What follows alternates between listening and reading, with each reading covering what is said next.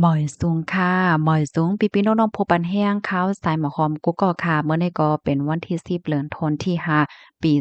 2025ในตอนรายการเฮาค่ะตอนในเดียวเนาะพี่ๆน้องๆเฮาค่ะมาถ่อมด้วยข่าวเหงาที่มีอยู่2ตอนค่ะตอนหนึ่งในค่ะเนาะไก่ขึ้นสักกินกันขึ้นในค่ะถมหญ้าเจ้าหน้าที่เขาแหมแปดตั้งหมดค่ะข่าวเที่ยงโหนึงก็เป็นเงาลายเปิงเป็นที่ในเมืองใต้ค่ะเนาะลองปังต่อรองในนั้นค่ะอ่อนตั้งเปิ้นได้ด้วยก็เฮาค่ะมาถ่อมด้วย ลองไก่อ่อนตั้งค่ะเนาะป่นมาเมื่อวันที่6เดือนธันวาคมที่5ปี2025นั่นค่ะอยู่ที่ห้องการข่าวน้องเมืองเนี่ยก็เลยออกมาเปิ้นเผารัดว่าตั้งฝ่ายเจ้าหน้าที่อันลุ่มล่าด้วยถึงโตสัตว์ค่ะเนาะเขาไหนก็ไล่หับตึงลาดว่ามีโตสัตว์ถูกหญ้าปล่อยพาแปดอำมีหังกินเหถึงดีซัมบ่ไล่สักกินกันขึ้นเฮ็ดจังได๋เหแลเจ้าหน้าที่เนี่ยก็ไล่แหมแปดไก่ใน350,000โตเฮ็ดจังได๋คะเฮามาถ่อมด้วยลองตั้งเปิงเป็นมันหน่อยค่ะเนาะอันไก่เจ้าไหนได้ก็มันอยู่ไว้ดีในฟาร์มไก่ค่ะเนาะที่อันมีคอมพานีเขาลุ่มลาด้วยถึงเหี่ยวก็เลี้ยงไว้เฮ็ดจั่งไหนค่ะนะก้อยกะว่าไก่เจ้าไหนในได้กินตั้งยามมาก็หึงหมอกหนึ่งวงเจ้าไหนยาวจั่งไหนค่ะไก่เนี่ยก็ซ้ำบ่ยอมกว่าหมดค่ะบางตัวในเกิดหลุบมันก้อยเขาก็มีหังกินหัวแต่ละเฮ็ดหือเฮแลซักกินกันขึ้นจั่งไหนค่ะ ฟาร์มแลไก่เจ้าเนได้ก็อันเป็นเจ้ามันในเป็นคอมพานีเจแบล็กฟูดนะคะคอมพานีอันในเรียกว่าเป็นอันเฮ็ดออกไก่ว่าสังว่าเจ้าไหนใหญ่ที่สุดในแอฟริกาใต้นะคะมีหลวงปองจึงเป็นเจ้าของมันเนี่ยเนาะมันเหมือนจังว่าหลวงปองจึงมีคนไว้แฮวก็ตั้งคอมพานีซ้ำอันจัดการว่าสังว่าเจ้าไหนเฮ็ดในนั้นค่ะเฮียก็ตั้งคอมพานีอันใดเขาก็ทบลองข้องขำค่ะกูปอกที่ป่นมาได้ก็เขาได้เล่งไก่ปะยอกเอาไก่ในทรงกว่าดีโคงเฮ็ดไก่เฮเขาก็ขายไล่ปรุงมานว่าสังว่าเนาะก้อยกะว่าไว้หลังมันได้ก็อันโคงเฮ็ดเนื้อไก่ว่าสังว่าจังไหนก็อำหับไก่ที่เขาก็เพราะว่าไก่เขานั่นโตมันเล็กแห้งหนาป่นตีจังไหนตั้งโตแต้นคอมพานีเนี่ยก็เลยออกมาลาดว่าเขาเนี่ยก็เป็นใจอำลีจ้อมเกี่ยวกับไปลองตั้งเปิงเป็นอันในนั่นน่ะเนาะ ย้อนเพราะว่าเงินเข้าและเงินออกในมันกึ่งงามกันในเสิแล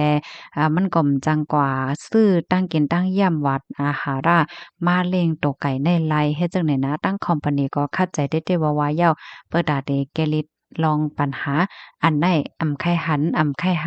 โตซัดทบตั้งอย่าเพิดไหลต้องไม้มีหังกินในนั้นก้อยกะว่าเขาก็แก่ไหลจังได๋นั้นขนาดเนาะตั้งฝ่ายเจ้าหน้าที่อันล้มลาดด้วยถึงโตซัดในนะเขาไล่ เติ่งลาดจะเมื่อวันที่30เดือนธันวาคมปี2025ที่ป่นมาเนาะเกี่ยวกับเลยลองฟาร์มไก่ในปอตอนกลแอฟริกาใต้ในวันมื้อเหลียวในเนาะมันถูกหญ้าปล่อยพาว่าไก่มีหังกินว่าสว่าจังได๋เหี่ยวก็เขาในก็เลยลงเปิ้นดีกว่ากดทาดขาก็เลยทบหันว่าเลอเซฟาร์มไก่ดีอันเป็นข่าวอยู่มื้อเหลียวในเย้ายังมีเถียงบอกหาตีจังได๋ลูกกวนเนาะอันที่ปล่อยพาไว้ไก่ว่าหางว่าจังได๋คะเนาะอาหาราตั้งกินว่าสังว่าจังได๋มัน กลุ่มโทนให้ไหนคะเกี่ยวกับไปลองในเจ้าหน้าที่ภูมิพลพ่อนเขาเนี่ยก็ลาดว่าลองแหมเป็ดไก่เป็นหมูเป็นนำจังไหนเนี่ยก็เขาก็บ่ค่อยเป็นนั่นน่ะเนาะก้อยกะว่าจังเฮ็ดจังหือนี่เสิแลก็เลยเฮ็ดทางกว่ามื้อวันพุธค่ะเนาะวันที่30ตีป่นมาต่อปอฮอดถึงวันจันทร์เนี่ยก็เป็นวันที่5เฮ็ดไหนเนาะเอาเอ็นแห้งเจ้าหน้าที่เจ้าสิพาก่อแหวก็แหมเป็ดไก่จึกนั่นเฮ็ดจังไหนคะนะค่ะเจ้าหน้าที่เขาก็ใจอำลีนาในว่านะที่อันไรเฮ็ดสร้างกว่าซึ่งหนังในเกี่ยวกับไปลองได้ค่ะตั้งฝ่ายลองปองจึงแอฟริกาใต้ในก็ลาดว่าเมื่อเร็วเนี่ยก็ตึกโอโปกับสารตั้งคอมพานีอันต้วยลอมฟ้าหว่าสังหว่าเจ้าในเปิดดาเดหาไล่ตั้งเกลิดปัญหา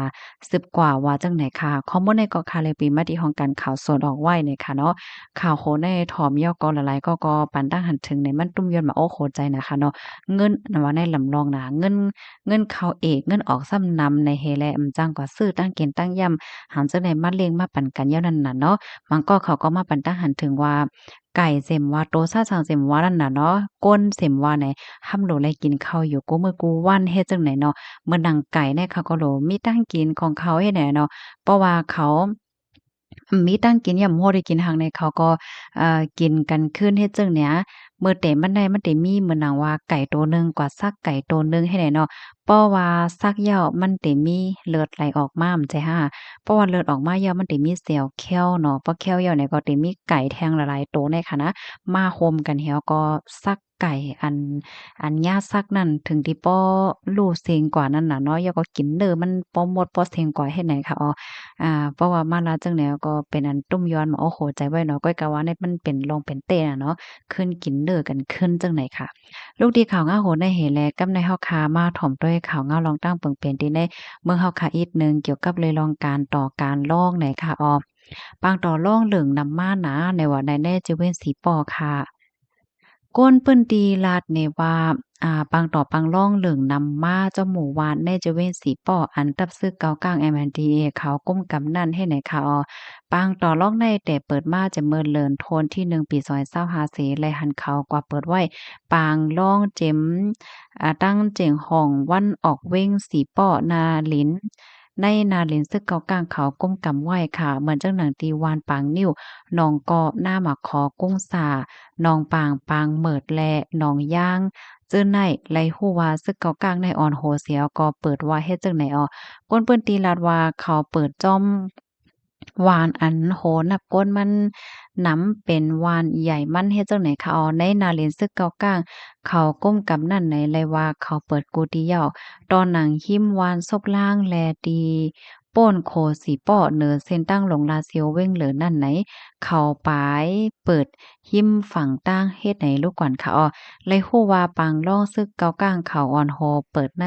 เตเป็นหมากกิ่งร้อยกำปานนำเสเตมีเทียงเลก่องจินชานโกมีเกมยื้อป่าเจมเจ้าไหนสืบลาดเทียงว่าพ่องเมอหากินหยาบตกกินจึงดังไหนในเขาในก็สามารถเปิดปังต่อปังล่องแทงเสียาวจังเฮ็ดให้อาย่างตั้งยามก้นวานลูกกำนำได้ก็ลองซุ่มเสียก็ผ่านกว่าอำมีเงินตาลองเหย้าในก็กูยิ้มเงินเสลองเทียงหึงมาแน่จังถูกซิมป้านั่งเลียนว่างเฮิรนตีสนตีหน้าเจ้าไหนลูกกวนย้อนเพราะว่าปางลองเสียก็จังมีผู้หลักจักโคตรเหลิงนำมาเฮ็ดจังไหนค่ะก้นเปิ้นที่เขาลาเทียงว่าเหมือนจังหนังพี่น้องวานก้องหักอันมาต่อรองเสียก็ซุ่มเงินนั่นในโพเมไลผิดกันป้อแหมกันก็มีอันมาต่อรองที่ในปังรองได้ค่ะกาก้นที่ในวานก้อยก้นนอกวานเขาในก็มาเลนเขาเหมือนจังหนังวานตาหลงโหน้าตรงแก้นนาจะร้องในหลงนาล่อเจขานหย่องทอกก้องหักวานเจ้าไหนก็มาเล่นเขาอันมาต่อร่องเสียก็ไล่เงินมืออันว่าไหนซุมมีเป็นอันลองซุ่มกำนำเหย้าเฮ็ดไหนค่ะขึ้นสืบลาเทียงว่าป้อมีป้อยกินป้อยหลูในซ้ำอ่อนกันมาเปิดปังต่อปังร่องพักดูเกี้ยงนาพักดูเกี้ยงก่อนเจ้าชาลัดก็ไลเนาะซึกเกาก้างค่ะว่าปันเปิดก็เปิดปันเปิดก็เปิดวันนั้นให้ไหนค่ะก้นวันกำพองได้จับจ้อยยินการล่องหนาเย้าค่ะเหมือนจังหนังที่อันเขาแผน36โตนั่นก็เพราะว่าเปิ้นปอกถี่เตอถี่เขานำไหนเขาซ้ำหยอกามันเฮ็ดไหนก็มีค่ะป้อตาเขาเตไลกินแต่ก็กินเสียงโมดเฮ็ดจังไหนค่ะว่าเหแผนตึก1027ปอกำ2ในตับซึก TNLA เขาเนี่ยก็ก้มทิ้งในเว้งสีป้อเสเหมือนจังหนังนาตั้งออกเว้งสีป้อหมู่วานเจออันมีหิมฝั่งตั้งกาในแกเว้งนำลันแลเมืองใหญ่เจ้าในเนี่ยก็เตเป็นตับซึกเก่ากลาง MNDAA เขาก้มกำไว้กำน้ำไหนค่ะข้อมูลอันนี้ก็ค่ะเลยปริมาที่ห้องการข่าวเงาหาเสียงได้ออกไว้ในค่ะค่ะยินจมมีนำถึงพี่น้องค่ะกูก็ที่ฮับถอมปันแห้งค่ะเนาะฮับถอมยกให้ปันตั้ง5ฮับถอมยกให้ปันตั้งหันถึง5อำนั้นก็เพิ่มเติมข้อมูลในก็ยินหลีฮับตอนค่ะหนังหือพี่น้องเฮาค่ะบ่ได้ไลฮับถอมไลฮับฮู้กันนำปยกหนังหือเดเป็นแห้งใจตอนตาข้าวใส่หมอหอมนั้นก็แค่นรอสืบเปิ้นแพ้แชร์กว่าใส่กำค่ะเนาะยินจมเย็นนำค่ะมอยสูงค่ะ